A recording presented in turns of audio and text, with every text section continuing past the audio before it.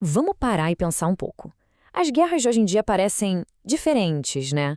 São mais caóticas, sem uma ideologia muito clara. Hoje, a gente vai mergulhar numa análise bem provocadora de Marildo Menegatti, que busca uma lógica econômica surpreendente por trás de tudo isso. Essa é a grande questão que fica no ar. Não estamos mais falando daqueles exércitos organizados lutando por nações. O que a gente vê hoje parece mais um quebra-cabeça de violência que as explicações de sempre não conseguem montar. E é isso que vamos tentar fazer aqui.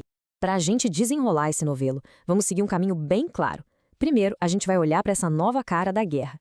Depois, vamos cavar fundo para achar a raiz disso numa crise econômica que nem sempre é visível. E por fim, vamos ver as consequências bem sombrias que nasceram daí. Ok, o ponto de partida é o seguinte: a imagem clássica de nações em guerra, exército contra exército, pode esquecer.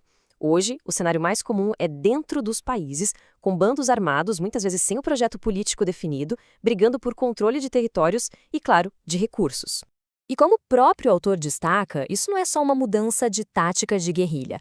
É um sintoma de algo bem maior, sabe? Uma transformação profunda na forma como política, guerra e economia global se conectam. Mas, afinal, o que causou uma mudança tão radical? A análise nos leva para bem longe dos campos de batalha. Segundo o autor, a primeira peça do dominó não caiu com um tiro, mas sim com o abalo da economia global décadas atrás. Essa linha do tempo mostra bem o efeito em cascata. Tudo começa em 71, com o fim de um sistema chamado Bretton Woods, passa pelas crises do petróleo até chegar na economia de bolhas dos anos 80. Cada um desses eventos foi um tremor que balançou as bases do sistema. E com a queda do Muro de Berlim, essa crise estrutural ficou escancarada. No centro de tudo isso está uma ideia muito forte. O capitalismo teria batido num teto. Com a tecnologia, a automação, as máquinas, o que o autor chama de trabalho morto, ficaram tão eficientes que tomaram o lugar das pessoas, do trabalho vivo. E isso teria quebrado o motor tradicional de criar riqueza produzindo coisas. Essa tabela resume a grande virada de chave. A economia mundial mudou o foco. Saiu da criação de valor real, fabricando coisas, para a criação de um valor que é chamado de fictício, baseado em especulação, em dívida.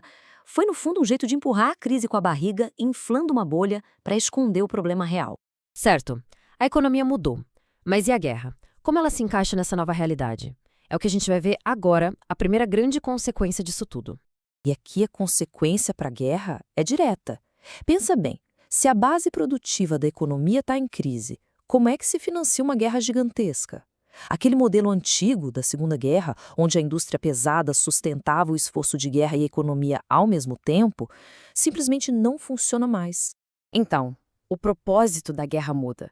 Em vez de conquistar territórios, as superpotências passam a fazer o que são chamadas de guerras de ordenamento. Pense na Guerra do Golfo, no Iraque. O objetivo ali não era anexar um país, mas sim gerenciar o sistema global, manter a força do dólar e, no fim das contas, agir como uma espécie de polícia dos escombros do capitalismo. Bem, se as grandes potências fazem essa guerra de ordenamento, o que acontece nos lugares onde o Estado simplesmente desmorona? Isso leva a gente a um conceito ainda mais pesado, uma fusão brutal entre guerra e economia. E aqui está o conceito-chave da análise, a economia política da barbárie. É um sistema onde o capital global, sem conseguir gerar valor do jeito antigo, se alia a grupos armados locais. O objetivo é simples e direto: extrair riqueza pela força, pela pilhagem mesmo. E essa lógica da pilhagem segue um roteiro bem sinistro. Primeiro, o Estado quebra. Nesse vácuo de poder, aparecem os bandos armados, a economia formal dá lugar à rapina, à extorsão, ao roubo. E no final da cadeia, esse trabalho sujo se conecta ao sistema financeiro global, que encontra ali uma nova fonte de valor. Essa citação, usada no texto, resume tudo de forma brutal. A estratégia perde qualquer verniz de ideologia. O objetivo passa a ser pura e simplesmente roubar, matar e pilhar. A violência vira o próprio negócio. E, para não parecer algo distante, o autor traz um exemplo bem concreto: as milícias no Brasil. Elas mostram como grupos armados podem dominar territórios, criar uma economia paralela baseada na força e, de certa forma, servir a esses interesses de extração de valor onde o Estado já não consegue mais atuar. Ok, a teoria é essa. Mas como essa lente de análise nos ajuda a entender os conflitos que a gente vê no noticiário todo dia? Seja na África, no Oriente Médio ou mesmo aqui na América Latina. A análise nos dá uma espécie de checklist. Quando a gente vê conflitos onde a violência não tem mais ideologia, onde a motivação principal é o saque, com grupos armados agindo em estados falidos, talvez o que estejamos vendo não seja o caos, talvez seja a economia da barbárie funcionando a todo vapor. E no fim, a gente fica com essa pergunta que é bem inquietante. Será que a violência, que parece não ter sentido nenhum em tantas guerras de hoje, é na verdade perfeitamente lógica?